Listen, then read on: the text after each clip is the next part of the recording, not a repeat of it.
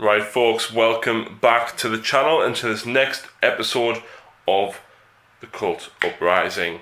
Today we're going to be taking a look at the Subterranean Uprising formation, and this is something that I've recently just getting painted up that I took to the tournament at Darlington Dogs of War. I've thoroughly enjoyed painting these models up. The bases look absolutely tremendous. These are supplied by Terry from Demonscapes. And the piece of terrain on the left hand side there is supplied by Paul from Inside Out Terrain. Please go and check out both Facebook pages for some awesome bases and terrain. So the Subterranean Uprising comprises of 0 to 1 Primus, 1 to 3 units of Hybrid Metamorphs, and 2 to 4 units of Acolytes. You can also take up to 3 units of Arborants. So bonuses of this formation: Subterranean Uprising, the special rules they gain is Infiltrate. Infiltrate's good, but if you take the Subterranean Uprising as part of the Cult Insurrection detachment, they gain Shrouded on turn 1 if they are on the board. That is fantastic. You need every bit of cover to survive turn 1 if you're not going first. Me and Phil found that out the hard way. But yeah, this formation I feel is definitely a heavy hitter of the Genestealer Cult Codex because they have a special rule, Time to Rise. All of the units in a Subterranean Uprising must infiltrate during deployment and set up using the Cult Ambush special rule. When rolling on the Cult Ambush table for a unit in this formation, roll 2 dice instead of 1 and choose either of the results. That means essentially you've got 2 chances to roll a 6. The 6 is the one that you want because you're going to get the charge. If you roll a 5, you get the double tap some of your weapons, which is why I've stuck these guys with flamers, or hand flamers, because who doesn't love double tap and hand flamers? You're going to get a lot of damage from them. And the joy is because you're infiltrating rather than deep striking, you can position them where you can get maximum effect from them. The Metamorphs are fantastic. I take each of these units as well as the Acolytes with an icon because you want the weapon skill 5.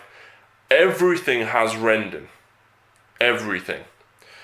I've got a Bone Sword and Lash Whip on every leader because you want to be going at Initiative 7 and you want the AP 3.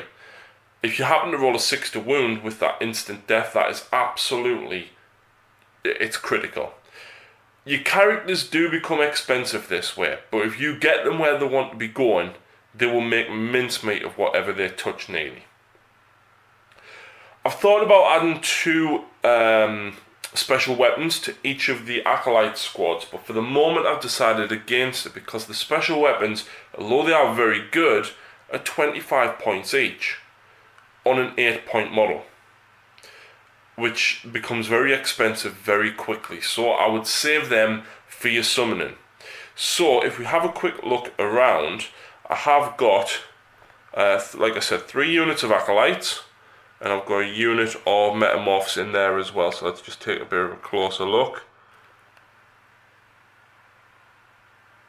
So there we go, we've got a Rock Cutter, and of course we've got the leader there with the Lash Whip and Bone Sword, and another unit at the back there with a Rock Saw. And as you can see, the base is very Minun-esque. I don't know how well you can see them on camera, but there is some little black minerals on there as well. You can see them just on the left hand side of that one in the middle, and the right hand side of that one at the front. Those were some crystals that I got from B&M Bargains, which are fantastic for making it look like it's mining minerals and so forth. And we've got another unit over here again with another Rock Saw in there. And then we've got the Metamorphs in the centre. The Metamorphs, like I said, I'll give Hand Flamers and Lash Whips to, because I want them swinging at Initiative 7 before anybody else gets to attack or do any damage. And of course a Bone Sword on the leader. I've then got the Primus down here as well. The Primus I tend to run with the Void's Eye, I want to say it is. The Relic Bone Sword. The +1 strength is incredibly handy. But yeah, The bonus of taking this guy in the detachment is any unit that he joins within this formation gets to roll 3 dice on the cult ambush table instead of 2. That's almost a 50% chance of rolling a 6, which is brilliant. I want that so much, and sticking in with the metamorphs, absolutely brutal if they get where they need to be going. So yeah, if you've used the Subterranean Uprising, please let me know what your thoughts are on it. I'd be interested to find out how you've done with it. Do you agree with the way that we've equipped the weapons here? Would you equip them with anything different? Please let me know in the comments down below. But for the moment, guys, that's it. Thanks very much for watching, and we'll see you next time.